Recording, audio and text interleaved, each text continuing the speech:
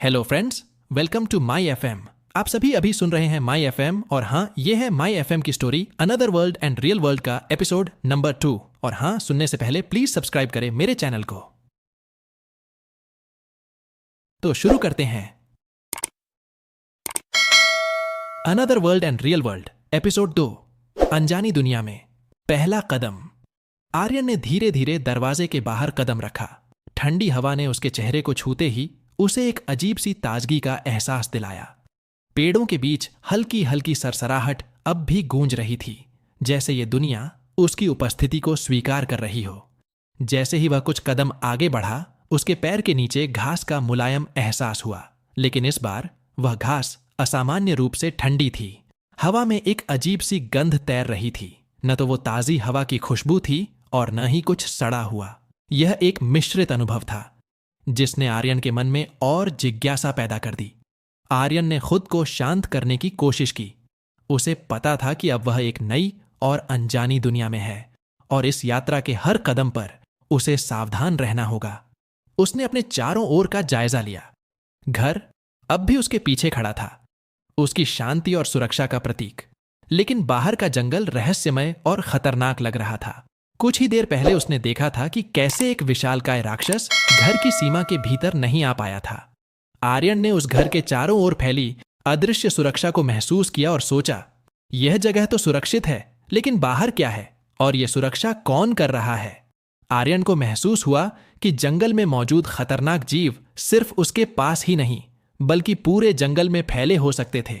यह ख्याल उसे और भी सतर्क कर गया। अचानक दूर से एक भारी कदमों की आवाज आई। आर्यन ठिठक गया और अपने चारों ओर नजरें दौड़ाने लगा। पेड़ों के बीच से एक परछाई धीरे धीरे उसके पास बढ़ रही थी। उसका दिल जोरों से धड़कने लगा।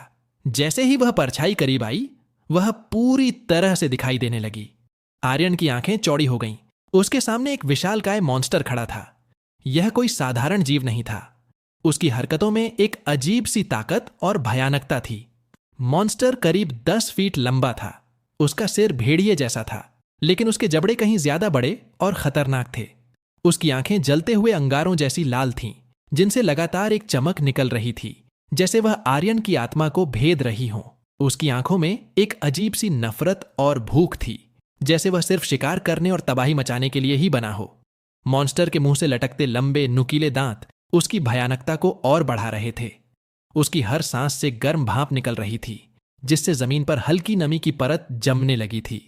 जब उसने दहाड़ मारी तो उसकी आवाज इतनी भारी थी कि आर्यन के पैरों तले जमीन कांपने लगी।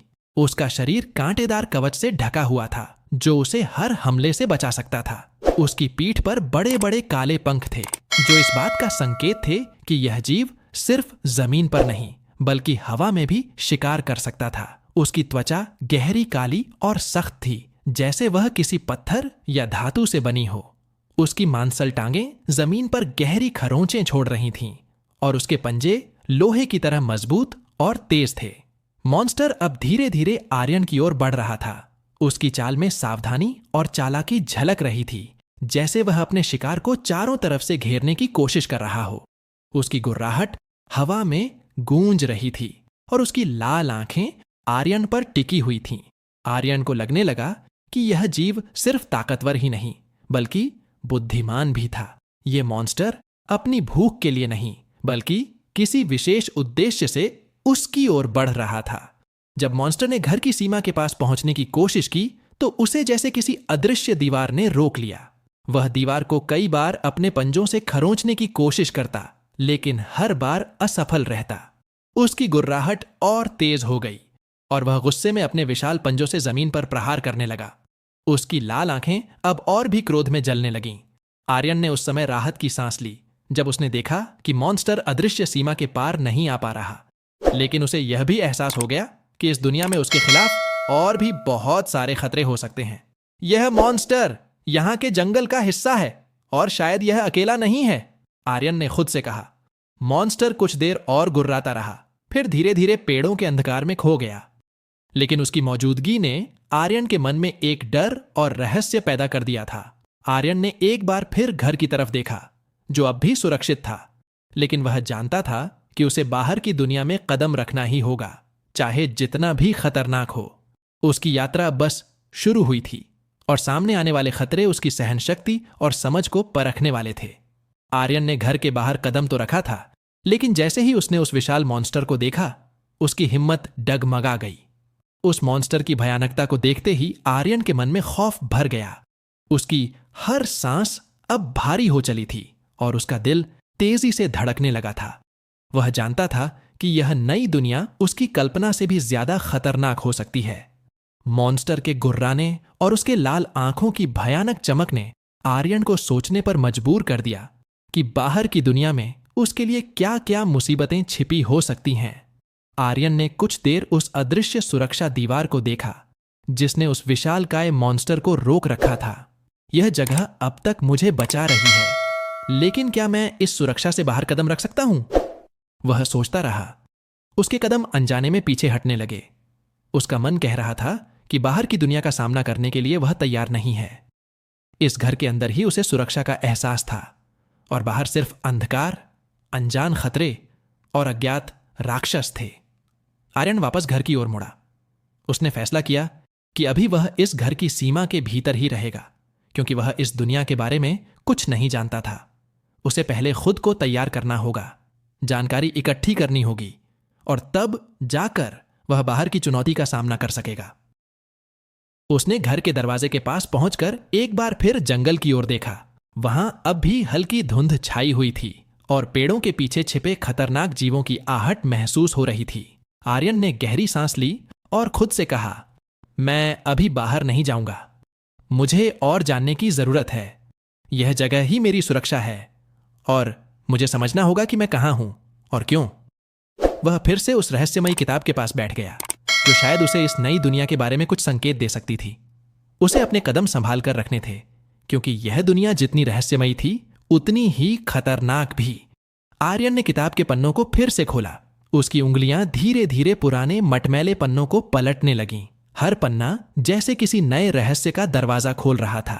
किताब के शब्द उसकी समझ से परे थे। पन्नों पर बने चित्र किसी रहस्यमयी कहानी का हिस्सा लग रहे थे।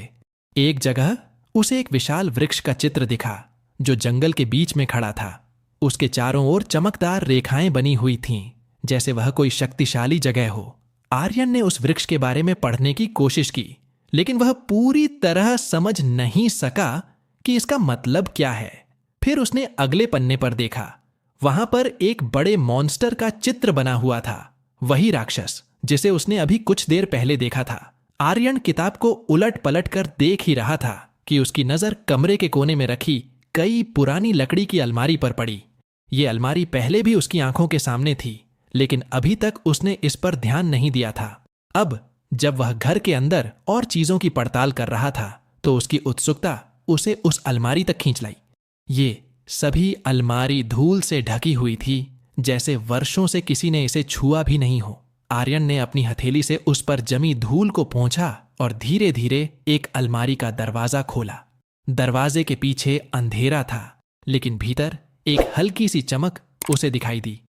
उसकी आंखों में उत्सुकता और गहराई से बढ़ गई, जैसे उसे कुछ अनोखा मिलने वाला हो। अलमारी के भीतर उसे एक कांच की बोतल दिखाई दी जो बाकी चीजों से अलग चमक रही थी। बोतल आधी भरी हुई थी और उसमें हल्का नीला लिक्विड था। बोतल बहुत पुरानी लग रही थी, मानो किसी ने इसे एक विशेष कारण से यहां छिपा रखा हो।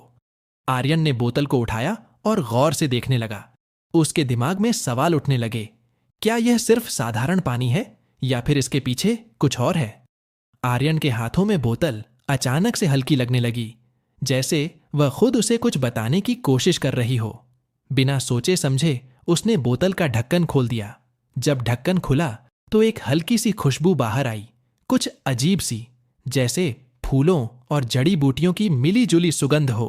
आर्यन ने थोड़ी सी हिचकिचाहट के बाद बोतल को अपने होंठों के करीब लाया। उसके मन में यह ख्याल भी आया कि हो सकता है यह कुछ जादुई तरल हो जिसे वह समझे बिना पी रहा है, पर उसके अंदर की कोई अनजानी शक्ति उसे बोतल से दूर करने के बजाय और करीब खींच रही थी। अनजाने में ही उसने एक घूंट उस लिक्विड का पी लिया। जैसे ही वह लिक्विड उसके गले से नीचे गया, उसे महसूस हुआ कि यह साधारण लिक्विड नहीं था। वह तरल उसके शरीर में घुलने लगा, और उसके साथ ही कुछ अजीब सा होने लगा। पहले तो उसे यह लिक्विड ठंडा लगा, लेकिन कुछ ही सेकंड्स में उसके शरीर के अंदर एक गर्मी सी फैलने लगी। आर्यन ने खुद को संभालने की कोशिश की, लेकिन उसकी आंखों के सामने अंधेरा छाने लगा। उसकी सांसें गहरी और तेज हो गईं। उसके शरीर में हलचल होने लगी और अचानक से उसे चक्कर आने लगे। उसने बोतल को एक किनारे रख दिया और दीवार का सहारा लिया ताकि वह गिर न जाए। आर्यन की आंखों में अब अजीब सा धुंधलापन आ गया था। उसकी दृष्टि धुंधली हो गई और उसका दिमाग घूमने लगा। वह अब उस कमरे में नहीं था। उसे लगा जैसे समय और स्थान दोनों गड़बड़ा गए हैं। उसे कुछ भी साफ साफ दिखाई नहीं दे रहा था। चारों ओर जैसे सब कुछ घूम रहा था। उसकी आंखों के सामने सब कुछ घुलने और बदलने लगा। वह महसूस कर सकता था कि उसके शरीर में कोई परिवर्तन हो रहा है। उसके हाथों में हल्की झंझनाहट हो रही थी और उसकी नसें जैसे गर्मी से भर गई हों।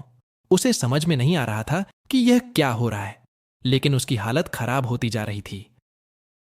आर्यन का शरीर अब अपनी सीमा से बाहर जाने लगा था। उसे ऐसा महसूस हो रहा था कि उसके हाथ पैर जवाब दे रहे हैं। वह पूरी तरह से अपने शरीर पर नियंत्रण खो चुका था। उस लिक्विड का असर अब पूरी तरह से दिखने लगा था। उसकी धड़कनें तेज हो गई थीं और उसकी आंखों के सामने अब सिर्फ धुंध और अंधेरा था। अचानक उसे अपने अंदर एक अजीब सी ऊर्जा महसूस हुई, जैसे कुछ अदृश्य हाथ उसे खींच रहे हों। उसके पैरों के नीचे की जमीन गायब होने लगी और उसे लगा जैसे वह किसी गहरी खाई में गिर रहा हो। आर्यन का पूरा शरीर हिलने डुलने में असमर्थ था और उसे समझ नहीं आ रहा था कि यह सब क्या हो रहा है। वह डर गया था। उसकी आंखों के सामने एक बार फिर से वही नीली रोशनी चमकने लगी जो उसने पहले भी उस घर में देखी थी। यह रोशनी तेज होती जा रही थी और उसका शरीर खुद ब खुद उस रोशनी की ओर खींचा जा रहा था। आर्यन ने खुद को रोकने की कोशिश की, लेकिन उसकी शक्ति धीरे धीरे खत्म हो रही थी। उसे लगा जैसे वह पूरी तरह से नीली रोशनी में समा रहा है। वह अब उस नीली रोशनी के करीब पहुंच चुका था। उसकी आंखें बंद होने लगीं और उसकी चेतना धीरे धीरे खत्म हो रही थी। ऐसा लग रहा था कि वह बेहोश होने वाला है। आर्यन ने अपनी आंखें खोलने की कोशिश की, लेकिन उसकी पलकों पर जैसे वजन आ गया हो। उसे महसूस हुआ कि वह अब उस अजीब दुनिया में नहीं था। चारों ओर अजीब सी शांति थी। उसने महसूस किया कि उसके चारों ओर की ऊर्जा बदल चुकी थी।